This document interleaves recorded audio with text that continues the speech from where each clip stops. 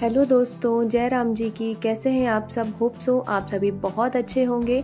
तो आज हम बनाने वाले हैं एक ब्यूटीफुल सा डिज़ाइनर पोटली बैग, जिसे क्रिएट किया है मैंने अपनी भांजी के लहंगे के बचे हुए कपड़े से।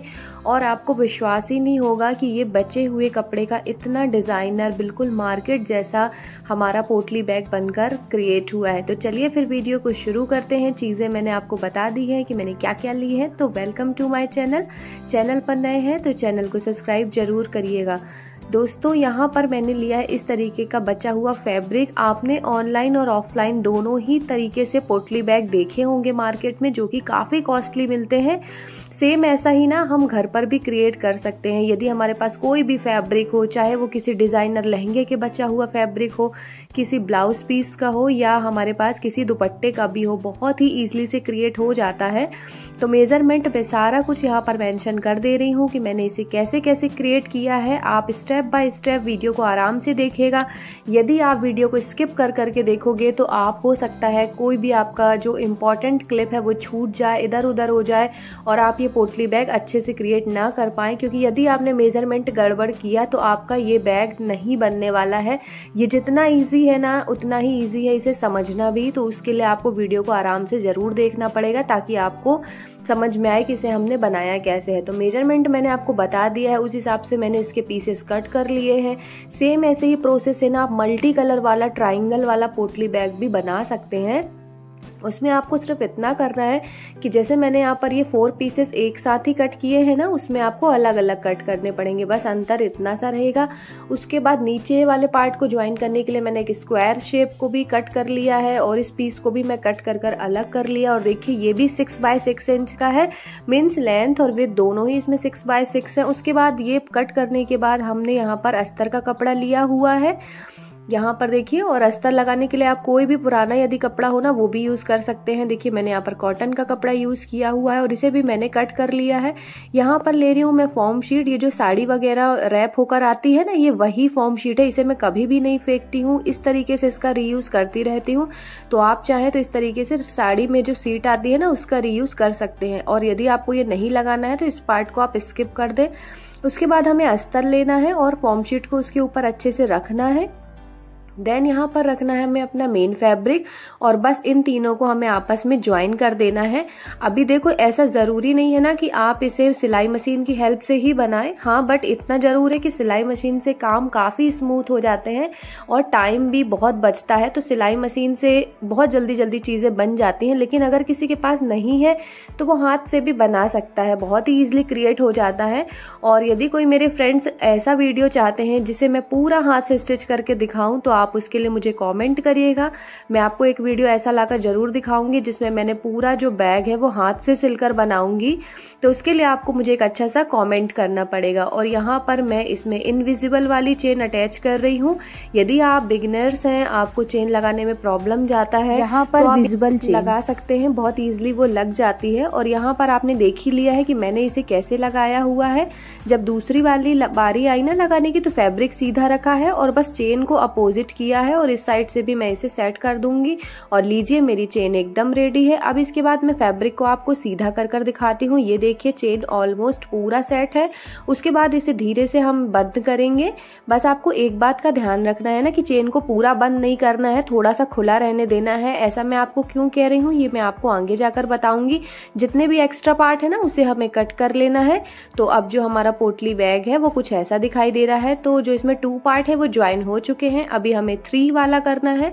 तो ऐसे ही करके ना हमें सारे सेक्शन को आपस में ज्वाइन कर लेना है। तो देखो, स्टेप बाय स्टेप मैंने एक एक ज्वाइन करते गई हूँ।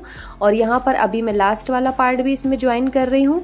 और इसको ज्वाइन करने के बाद अभी हम इन सब को पकड़कर फिर एक फाइनल सिलाई लगानी है। देखो, इसको ज्वाइन किया, अभी इन सबको लेना है और यहाँ पर एक फाइनल सिलाई लगा देनी है।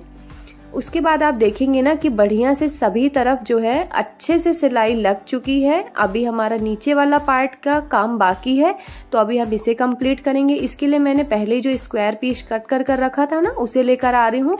तो इसमें अभी हमें थोड़ा सा काम करना है। यहाँ पर लेस लगाना है, और लेस लगाने के लिए एक बात का हमें ध्यान रखना है कि आधा इंच का हमें गैप छोड़कर लेस लगानी है।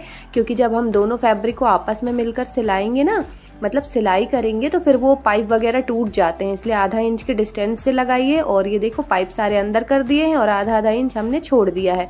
अब हम लेंगे हमारा जो हमने ऊपर का पार्ट रेडी किया था उसे लेंगे। उसके बाद नीचे और ऊपर वाले पार्ट दोनों को आपस में मिलाते हुए ज्वाइन करते हुए यहाँ पर हमें स्क्वायर में सिलाई लगा देनी है। अब देखो जिसको सिलाई मशीन से लगाने में प्रॉब्लम जाए ना, वो इस वाला जो अभी हमारा पार्ट चल रहा है ना, उसको आप हाथ से भी सिल सकते हैं। बढ़िया मजबूती से सिलाई कर लीजिए एक बार, उसके बाद उसके ऊपर से मशीन चला लीजिए। और मैंने इसे 1 टाइम में भी कर लिया था। और जो देखो ये हमारा देखो चारों साइड से कितने अच्छे से सेट हो गया है ना। और जो यहाँ से हमने थोड़ा सा चेन खुला रखा था ना, बस यहाँ पर ही उसका यूज होने वाला है। वहीं से हमने फिंगर डालकर इसे ओपन करना है और अब इस फैब्रिक को हमें सीधा कर लेना है। लीजिए हमारा पोटली बैग आधा तैयार है। कितना सुंदर लग रहा है ना। अभी सोचो जब ये पूरा रेडी होगा तो ये कितना गजब का लगने वाला है। तो चलो फिर इसे पूरा रेडी करते हैं। यहाँ पर मैंने एक पुराना बैंगल लिया है और एक अपनी साड़ी की लेस निकाल ली है, जिसका मुझे अब कोई यूज नहीं था, तो मैं यहाँ पर उसका रीयूज कर रही हूँ। और इस लेस से मैंने इस बैंगल को अच्छे से कवर अप कर लिया है और ये बहुत ही फैंसी लुक देने वाला है हमारी पोटली बैग में। अभी मैं पोटली बैग में इसे अटैच करने के लिए रेशम का यूज कर रही हूँ। आप चाहो तो थ्रेड भी ले सकते हो, लेकिन रेशम जो है ना वो काफी स्ट्रांग होता है, मतलब एक बार में कभी टूटता ही नहीं है। आप लोगों को तो पता ही होगा, उसे काटना ही पड़ता है। इसलिए मैंने यहाँ पर रेशम से सिलाई की है, ताकि जो इसका हैंडल है ना, हम कितनी भी भारी चीज मोबाइल वगैरह कुछ भी रखें, हमारा बैग की जो हैंडल है ना वो टूटे नहीं। तो बढ़िया से सेट हो गया। उसके बाद मैंने चेन के लॉक के पास भी एक छोटा सा टसल्स अटैच कर दिया। और देखिए ये है इसका फाइनल लुक, कितना प्यारा लग रहा है ना।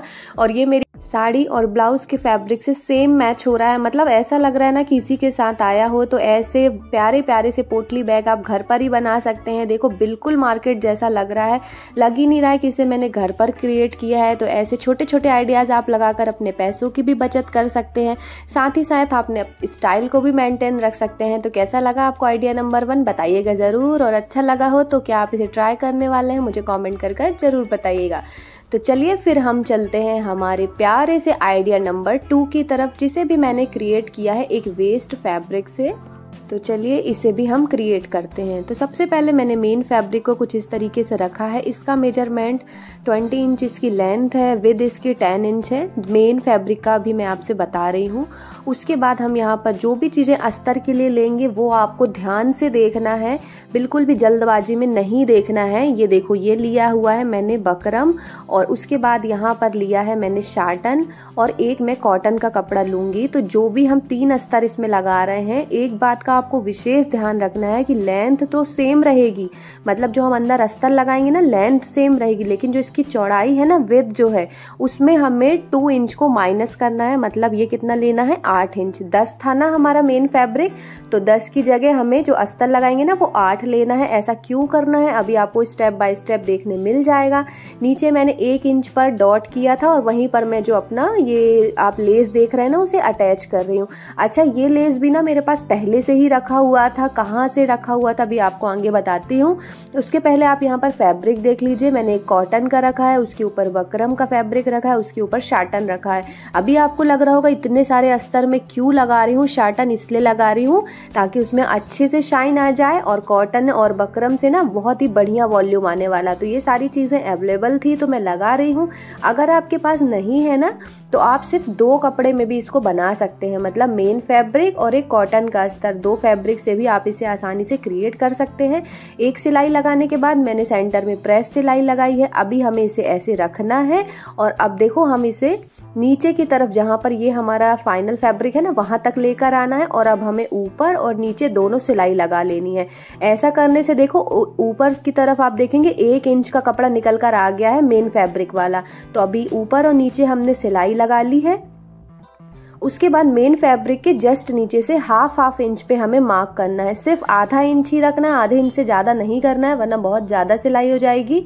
तो 1 इंच देखो मेन फैब्रिक ऊपर की तरफ आ गया है, ठीक है। उसके नीचे हमें आधा इंच सिलाई करनी है। देखो ये कुछ ऐसा दिखाई देगा। अभी इसको हमने क्यों किया है ये आपको आगे पता चलेगा। ये बढ़िया मजबूती से सिल गया है। अब इसके बाद हमें इसे उल्टा करना है, हम इसे पलट लेंगे, सीधी की तरफ नहीं, हमें उल्टी तरफ पलटना है।